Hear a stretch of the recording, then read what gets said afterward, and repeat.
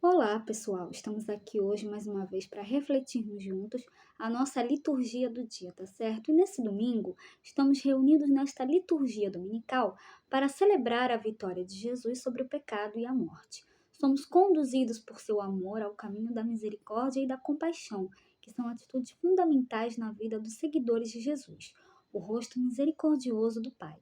Na escuta atenta da palavra de Deus, na oferta e na ação de graças ao Pai, deixemos a nossa vida ser liberta da mesquinhez do ódio, da vingança e da violência, oferecendo nosso culto de louvor que brota de um coração reconciliado. Então, a primeira leitura está em 1 Samuel, capítulo 26, versículo 2 a 2, depois o versículo 7 a 9, depois o versículo 12 a 13, depois o versículo 22 a 23. 1 Samuel, capítulo 26, versículo 2, depois o versículo 7 a 9, depois o versículo 12 a 13 e depois o versículo 22 a 23. Naqueles dias, Saul pôs-se em marcha e desceu ao deserto de Sif. Vinha acompanhado de 3.000 homens, escolhidos de Israel, para procurar Davi no deserto de Sif. Davi e Abissai dirigiram-se de noite até o acampamento e encontraram Saul deitado e dormindo no meio das barricadas, com a sua lança à cabeceira, fincada no chão. Abner e seus soldados dormiam ao redor dele. Abissai disse a Davi: Deus entregou hoje em tuas mãos o teu inimigo. Vou cravá-lo em terra com uma lançada, e não será preciso repetir o golpe. Mas Davi respondeu: Não mates, pois quem poderia estender a mão contra o ungido do Senhor e ficar impune? Então Davi apanhou a lança e a bilha de água que estavam junto da cabeceira de Saul. Foram-se embora. Ninguém os viu, ninguém se deu conta de nada, ninguém despertou, pois todos dormiam um profundo sono que o Senhor lhes tinha enviado. Davi atravessou para o outro lado, parou no alto do monte, ao longe, deixando um grande espaço entre eles. E Davi disse: Aqui está a lança do rei. Venha cá, um dos teus servos, buscá-la. O Senhor retribuirá a cada um conforme a sua justiça e a sua fidelidade, pois ele te havia entregue hoje em meu poder, mas eu não quis estender a minha mão contra o ungido do Senhor. Então, a primeira leitura de hoje nos prepara para o texto do Evangelho, o ponto central da liturgia da palavra. O amor é o ponto transformador de uma comunidade unida ao seu Senhor. O texto do primeiro livro de Samuel antecipa essa temática abordada amplamente por Jesus no Evangelho. O amor aos inimigos, revelado no perdão. Davi, que era perseguido pelo rei Saul, teve a oportunidade de matar o seu inimigo, mas não o fez. Saul era o consagrado de Deus. O texto se encerra com a confiança de Davi na salvação do Senhor, que retribuirá a cada um conforme a sua justiça e a sua fidelidade. E agora, falando da segunda leitura, hoje ela está em 1 Coríntios, capítulo 15, versículo 45 a 49. 1 Coríntios, capítulo 15, versículo 45 a 49. Irmãos, o primeiro homem, Adão, foi um ser vivo. O segundo Adão é um espírito vivificante. Veio primeiro não o homem espiritual, mas o homem natural. Depois é que veio o homem espiritual. O primeiro homem tirado da terra é terrestre. O segundo homem vem do céu.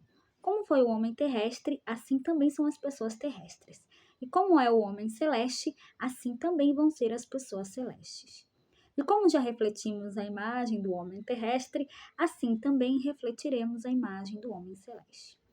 Então aqui, na segunda leitura, a primeira carta de São Paulo aos Coríntios fala: E como já refletimos a imagem do homem terrestre, assim também refletiremos a imagem do homem celeste.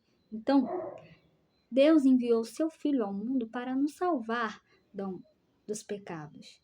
Ele veio salvar a humanidade. Então, que nós possamos sempre dar testemunho de Cristo a todos e sempre fazer a sua vontade. E agora, falando do Evangelho, hoje ele está em Lucas, capítulo 6, versículo 27 a 38. Lucas, capítulo 6, versículo 27 a 38.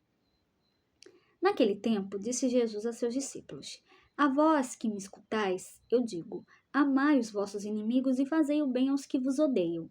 Bendizei os que vos amaldiçoam e rezai por aqueles que vos caluniam. Se alguém te der uma bofetada numa face, oferece também a outra. Se alguém te tomar o manto, deixa-o levar também a túnica.